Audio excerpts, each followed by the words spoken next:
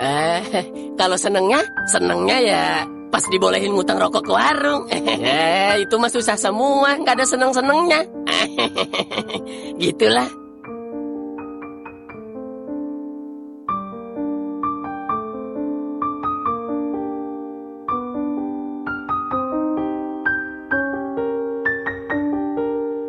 Assalamualaikum, Lil. Waalaikumsalam. Lil, lu bisa jawab gua? Itu kan saya, Pak, yang jawab. Lu ngagetin aja lu. Ngapain sih lu suaranya dimirip-miripin sama si Jalil? Ya, dari sononya tuh, Pak.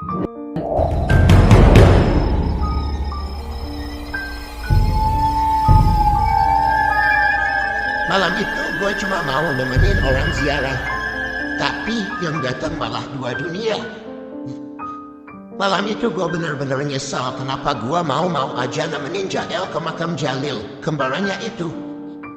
Padahal hati gue udah gak enak dari awal. Jalan ke pemakaman sepi banget. Angin dingin kayak nembus tulang.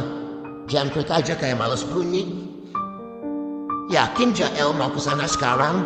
Gue bilang gitu. Dia cuma jawab pelan. Arwahnya denger kalau malam Jumat, Parongkat. Gue diem. Dalam hati, lah emang arwahnya punya jadwal shift malam. Kami jalan terus. Lampu jalan cuma nyala satu. Itu pun remang kayak malu-malu. Pas nyampe depan makam, gue lihat bayangan putih berdiri di ujung pagar.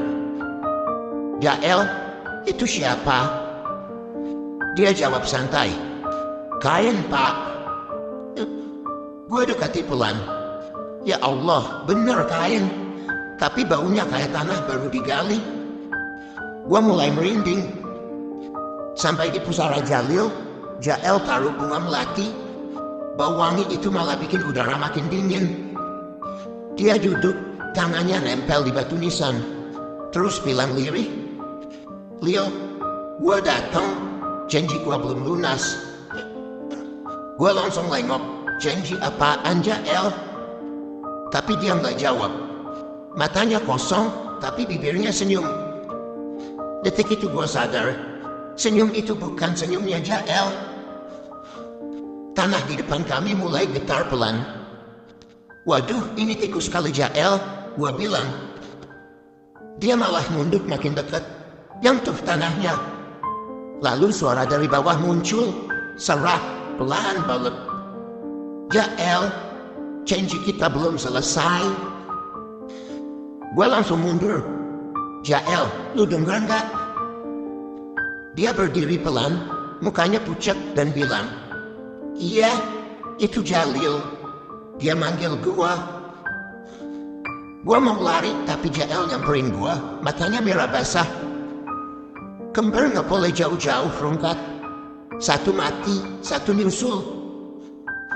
Belum sempat gua jawab, tangannya nyekat leher gua. Dingin banget, kayak air sumur jam 2 pagi.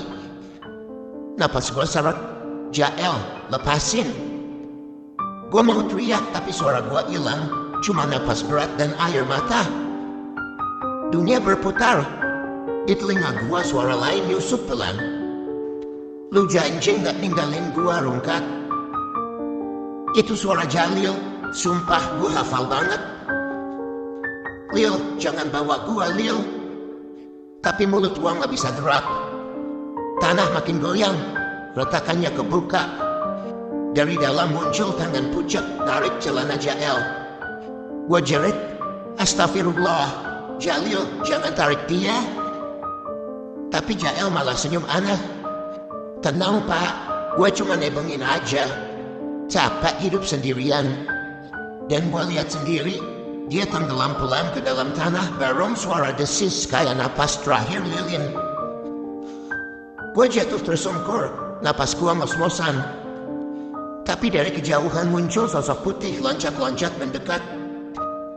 Awalnya samar, gue kira kain. Tapi makin dekat makin jelas. Pocong. Kepalanya miring dikit, kainnya sobek di bagian muka. Bau anyir nyampur talah busuk nusuk hidung gua. Dia berhenti sekitar 5 meter di depan gua, dan suaranya keluar dari balik kain. Lu lupa janji lu, Kat. Lil, jangan gitu Lil. Gua nggak pernah janji mau mati bareng. Gua gemetar. Pocong itu loncat sekali lagi. Dari sobekan kafannya gue lihat muka Jalil. Matanya bolong, tapi gue tahu dia lihat gue. Mulutnya kebuka kayak mau senyum, tapi gagal. Dari sela giginya keluar asap putih tipis. Tanah di sekitar makam ikut retak. Tangan-tangan lain keluar, nyari arah gue berdiri. Ya Allah, cukup, jangan tarik gue. Gue paksa kaki gue lari.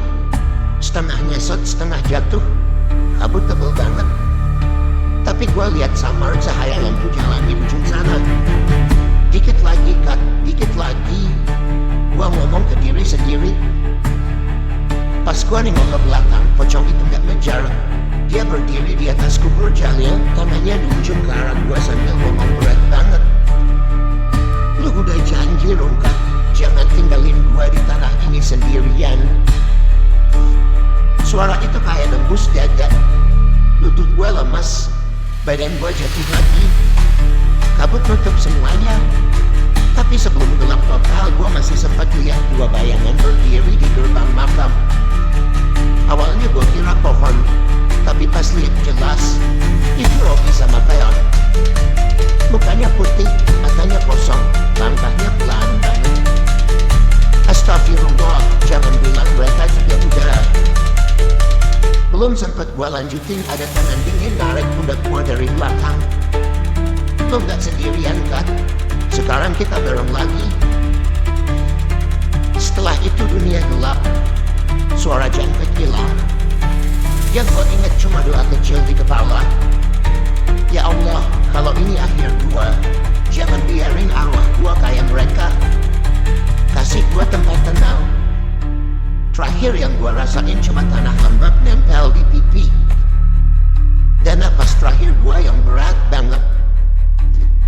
Malam itu, orang kampung nemuin tikar pandan sama bunga melati kering di makam Jalil. Tapi nggak ada tanda-tanda gua dan Jael. Cuma ada dua jejak kaki berdampingan menuju kubur. Terus hilang.